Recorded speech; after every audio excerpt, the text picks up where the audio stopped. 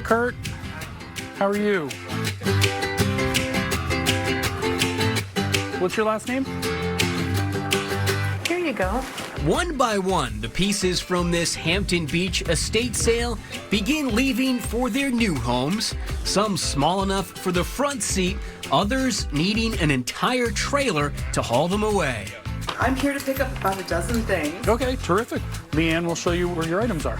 1, 2, 3. You okay? This is pickup day for an online auction.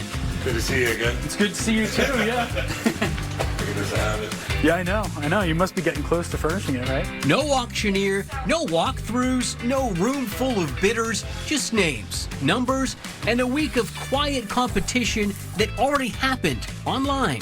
So, we're avid auctioneers, I guess. For Frank Ballou and his wife, online estate sales have become something of a treasure hunt. We are known in our family basically as the people who can get just about anything. At this auction, they snagged a bedroom set for $1 and a 5-foot framed photo for $9. We've done it in other states, but in New Hampshire, you just find old stuff. You can't buy it at the stores. Pickup day is when the digital world turns physical again. The bidding may happen online, but the thrill is still very real. That's the high we all chase. You know, getting something really nice for cheap, whether it's nobody bid on it at all or somebody bid on it and forgot about it, and then you kind of get in the last second. There's always some element of surprise in what things sell for. Auctioneer Jamie Doris and his team say meeting the buyers is one of their favorite parts of the process. In-person estate sales, that was the de facto way to conduct estate sales. Well, COVID absolutely changed that, and I feel like it changed it for good and for better. This can be a lot right here. We don't have to move it or anything. Okay.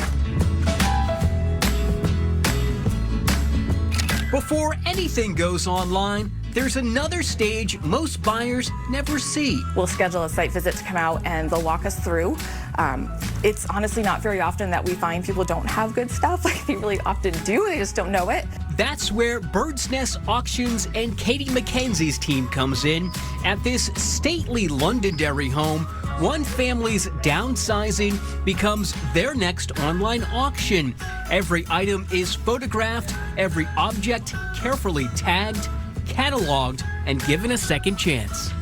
So today's really about the photography, and then my team goes back and does the cataloging next. So that's where we research items, things that might have piqued your interest or seemed like antiques, loving researching antiques, or just learning more about them so we can give the buyers as much information as they need.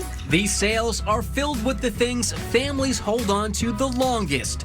China sets, old books, artwork, and sometimes things even the owners didn't realize had value.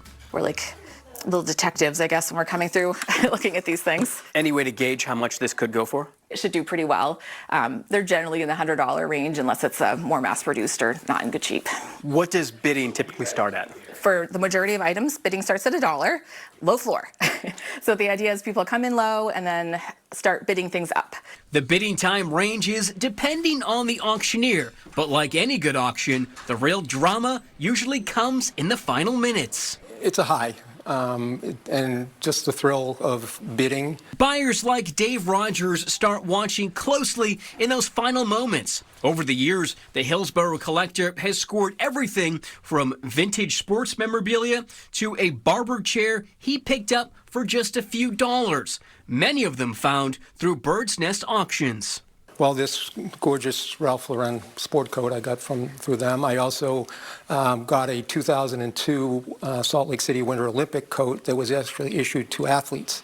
Over time, Dave developed an eye for the unusual, the rare, and the overlooked. He now fills a consignment booth in Jaffrey with many of the things he finds along the way.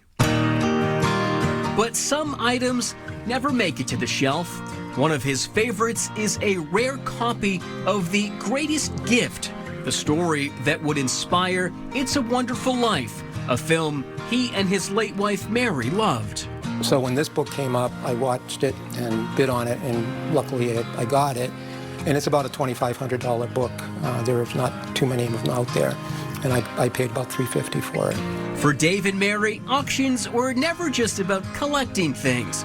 They were Saturday nights together, walking auction floors, scrolling online listings side by side, and chasing the thrill of finding something unexpected. I still feel like she's kind of helping me and guiding me, pointing out things that I should be on the lookout for. Now, months after her passing, Dave still logs on, still bids, still searching for the things Mary might have spotted first. I'm trying to carry on the tradition. It's challenging and all, but I try to look for things that she would think would need. And I miss having her input on things. You know, I'd show her something and she would give a thumbs up or thumbs down. In the end, that may be what these online auctions really sell. Not just furniture or collectibles or antiques, but stories. Stories passed from one home to the next. Me being me, I like to talk to people when I go to these places, especially if the owner's around. I let them know I'm keeping it. And I'm like, this is going to live on through me. I'm going to keep this for myself. Pass it down.